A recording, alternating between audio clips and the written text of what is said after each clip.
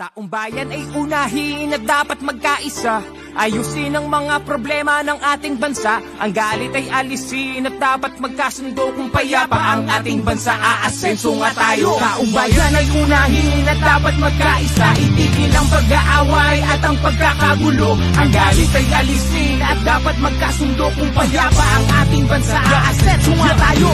Ang kahirapan sa bansa ay lumulubha pa. Kailangang harapin ang marami nating problema. Maraming nagugutom sa Maynila at probinsya at maraming trabahante di sapat ang kinikita. Pamilyang hindi sapat ang pagkain sa mesa. Kapag sila'y nagkasakit, wala rin pampaospital. Kabuhayang hinampas ng matinding kalamidad at tumataas ang antas ng kriminalidad. Hindi mabuting panoorin na puro na lang kampihan. Kaliwat ka ng batikos, kabi-kabilang alitan ng dapat asikasuhin at kailangang malunasan ng mga problemang nagpapahirap sa ating bayan. Sa ating ng panahon, pagkakaisa ang solusyon.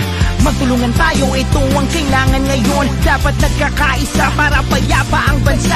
Pagkakaisa ang kailangan, di pa mumulitika. Taong bayan ay unahin at dapat magkaisa.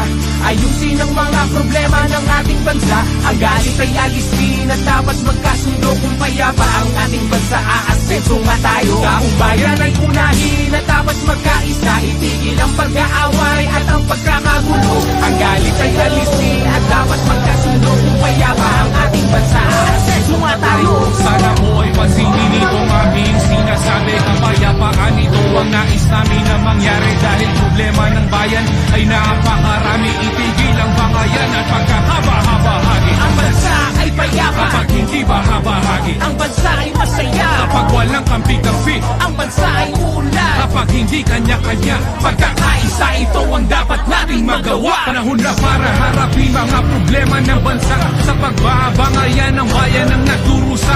Nauubos lang ang oras na hindi mahalaga. Ang bigyan ng panahon, kinabukasan ng bansa. Panahon na para harapin mga problema ng bansa. At magkaisa ang lahat, mga inihala lang madawag ng ubusin ng oras. Sa hindi mahalaga, ang bigyan ng panahon, kinabukasan ng bansa. Taong bayan ay unahin at dapat magkaisa. Ayusin ang mga problema ng ating bansa. Ang galit ay alisin at dapat magkasundo. Kung payapa ang ating bansa, aasenso nga tayo. Taong bayan ay unahin at dapat magkaisa. Itigil ang pag-aaway at ang pagkakagulo. Ang galit ay alisin at dapat magkasundo. Kung payapa ang ating bansa, aasenso nga tayo. Ang bigyan ng panahon, kinabukasan ng bansa.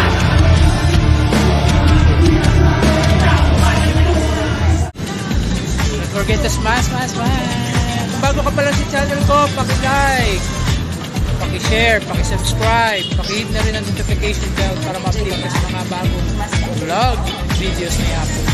Salamat sa support!